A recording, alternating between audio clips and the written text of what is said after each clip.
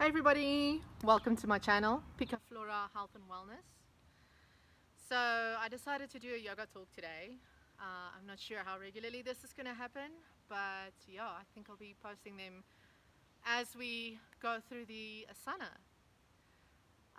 So before we go further with any of this asana, I just wanted to give a little bit of a trigger warning, especially when it comes to the basic practices of yoga, those that we are starting with now.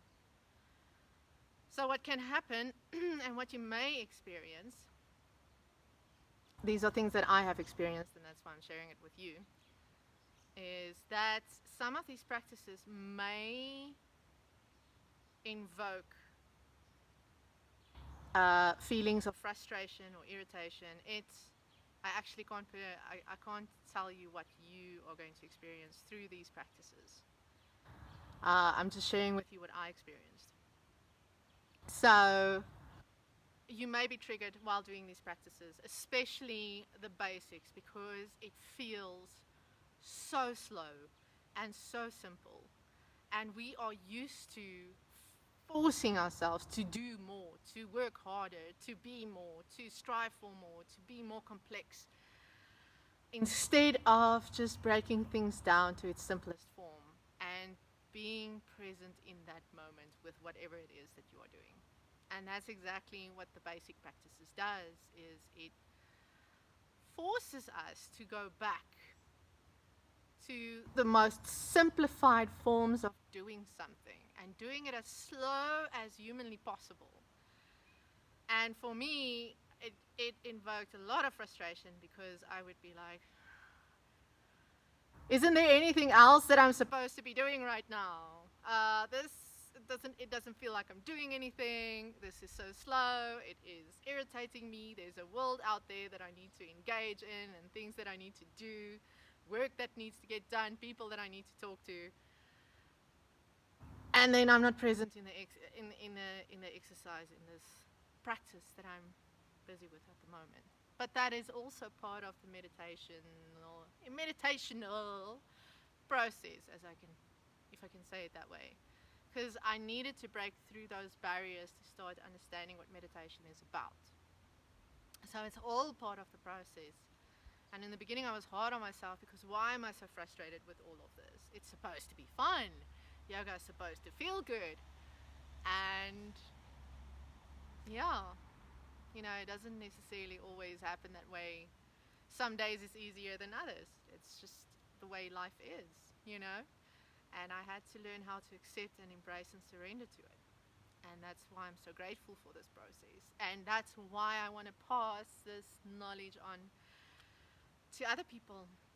So hopefully it can do for you what it did for me and what it still does for me, because it's an ongoing process. We don't become masters, I see myself as being a student for the rest of my life. I might be able to teach others as well, but I'll always be a student.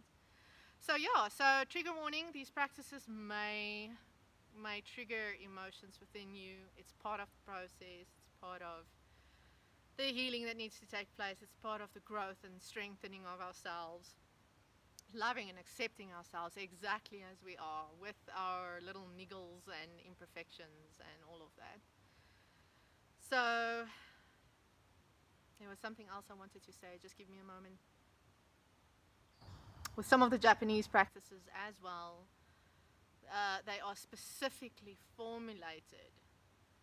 Once you start with the practices, they are formulated to invoke anger, frustration, or jealousy, or any of these kinds of emotions, because we want to deal with it while being in meditation.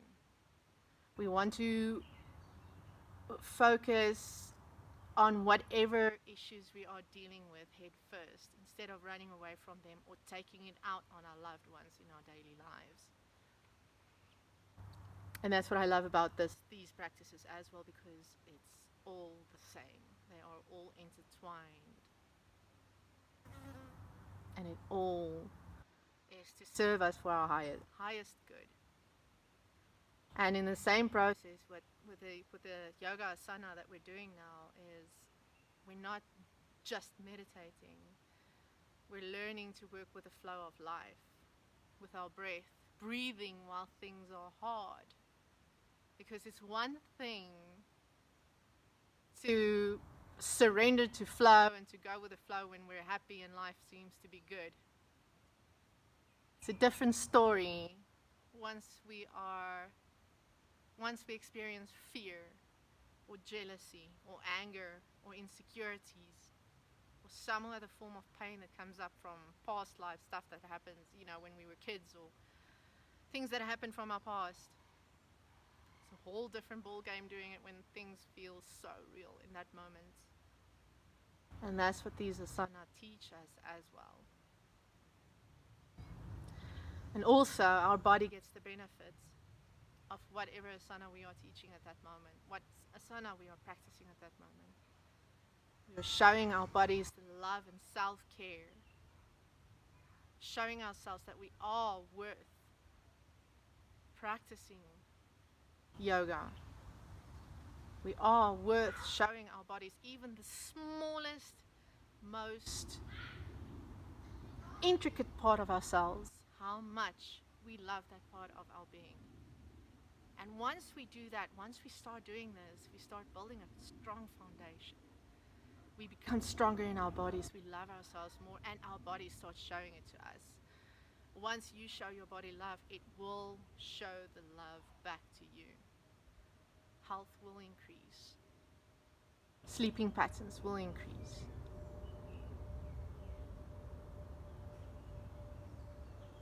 I think that's all I have to say for now. So without further ado, we'll go over to our next asana, which I will show to you shortly. We're going to have some ankle action today, baby. So if you like this channel, please click the subscribe button below and the notification bell so that you can get notifications of all new videos that are posted. And I also hope to launch my meditation channel soon, within the next few weeks, where we'll work more on different meditation techniques, what meditation is all about, what meditation means to you, because what it means to you might not be the same as for another person. So yeah, thanks again for listening to me ramble on here, and I hope you have a fantastic day. Oh, and please click the like button below. See you in the next video. Bye.